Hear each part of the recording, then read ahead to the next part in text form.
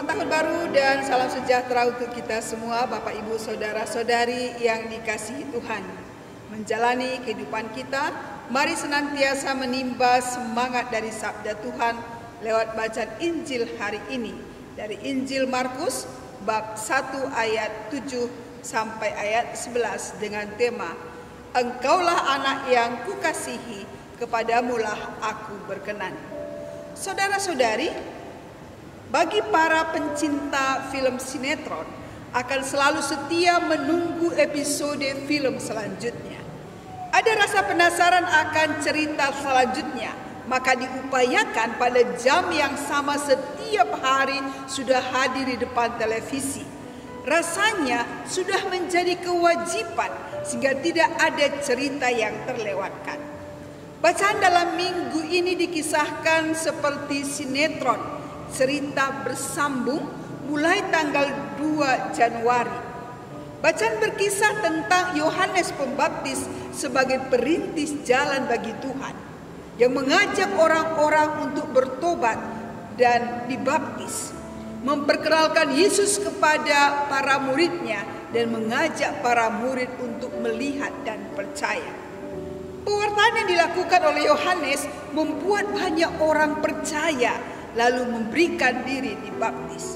Dan episode hari ini berkisah tentang Yohanes membaptis Yesus di Sungai Yordan dan peristiwa yang terjadi ketika Yesus dibaptis. Dalam bacaan Injil Markus bab 1 ayat 7 sampai 11, Yohanes menegaskan kembali bahwa sesudah aku akan datang Dia yang telah lebih berkuasa daripadaku. Membungkuk dan membuka tali kasutnya pun aku tidak layak.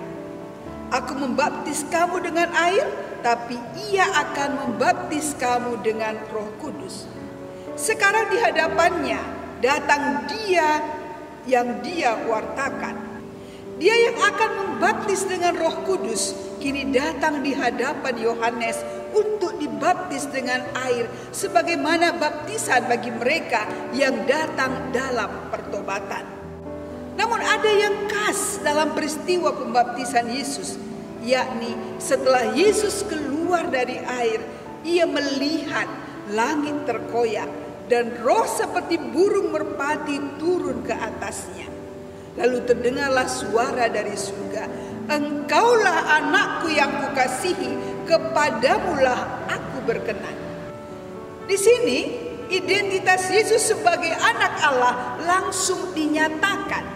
Dalam hal ini Bapa sendirilah yang mengungkapkan siapa Yesus, putranya yang terkasih itu. Kedatangan Yesus ke dunia untuk mewujudkan kasih Allah yang menyelamatkan kita.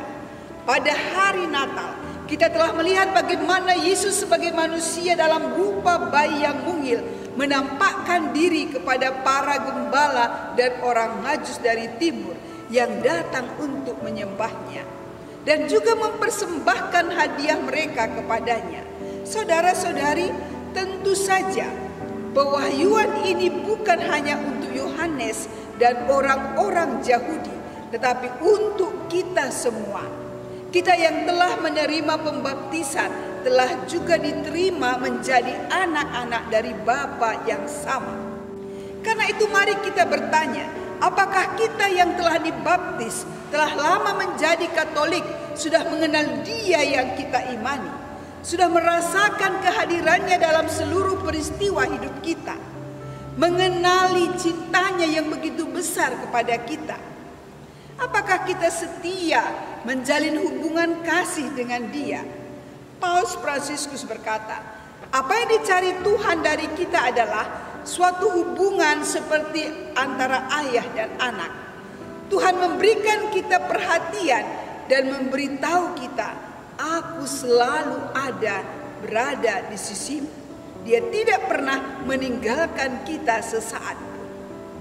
Maka pertanyaannya bagi kita, di tengah pergumulan dan kesulitan hidup yang kita alami, apakah kita masih mendengar suara Bapa yang berkata, Engkau adalah anakku yang kukasihi, kepadamu aku berkenan? Saudara-saudari, di dunia ini tidak ada orang yang mencintai kita dengan sempurna, mari kita lihat pengalaman kita sendiri selain daripada Tuhan itu sendiri. Percaya atau tidak percaya, sadar atau tidak sadar, Tuhan selalu setia menjaga, menuntun, dan memberkati hidup kita. Dia tidak akan pernah meninggalkan kita. Hanya sadarkah kita bahwa kita adalah anak-anak yang dikasihi oleh Tuhan? Sesungguhnya perasaan dikasihi Tuhan merupakan elemen penting dalam hidup kita. Karena itu mari selalu dengarkan Dia berkata, "Engkau adalah anakku yang kukasihi, kepadamu aku berkenan." Barangkali kata-kata ini bisa kita ulangi, boleh juga dengan menambah nama kita. Engkau adalah anakku yang kukasihi, Petronella, atau dengan menyebutkan nama kita masing-masing, kepadamu aku berkenan. Sehingga dengan kata-kata ini kita semakin yakin dan percaya kepadanya, dan juga semakin berani mengandalkan Dia dalam hidup kita, sehingga sukacita senantiasa dapat kita alami dalam kehidupan